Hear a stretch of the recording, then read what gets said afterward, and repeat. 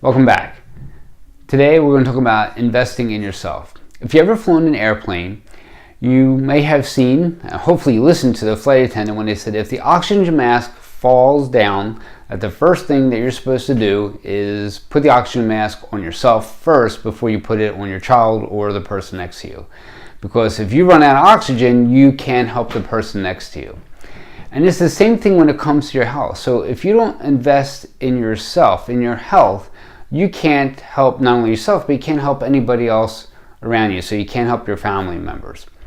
So when we talk about investing in yourself, this could be something simple as obviously moving, getting as much movement as you can to exercise. That's important. There's never been a study yet to date that says exercise is bad for you. There have been some studies that said too much exercise is bad for you, but that's more so for a group of people who love to exercise too much, and that's not my average patient. So it's important to exercise. You got to exercise at least a minimum of 3. I actually recommend anywhere from 4 to 5 times a week. Aside from exercise, you have to watch your nutrition. We spoke about eating right, moving right, and eating the best foods and making the best choices when you can. There's another component I like to add and that is getting your baseline studies done. I can't stress this enough. So I think it's important to go to a periodontist and get your gums checked, especially after the age of 40, because we know that gum health can lead to diabetes, heart disease, and stroke. So even when somebody comes in for an examination, I'll take a look at their gums to see what's going on and refer out if something is happening. So get to a periodontist. That's 1. 2, get your colonoscopies. You got to get your colonoscopies done especially if there's a history of colon problems in your family. So get your colonoscopies done. Get your mammograms done. And also, I have to do a little public service announcement. Even for men, men should do breast self-checks as women do the breast self-checks. There's been an increasing rate of breast cancer in males, so don't let that go by the wayside. And if you're male, you have to do your self-testicular check, and you also have to get your prostate checked. Just remember that they're going to do blood work and they're going to do a digital exam, and they need to take a look at your prostate. So these baseline studies are really important to have done yearly, and you should have a yearly physical. A lot of times people ask us, well, if they're coming to the office, do they still work with their primary care physician? Here's the deal. You can't work with the Center for Functional Health unless you are working with your primary care physician. You're the star player, and the rest of the folks, the doctors and the people who help you, the nurses, they're part of your team. So yes, you have to see your primary care physician, and you should have yearly checkups.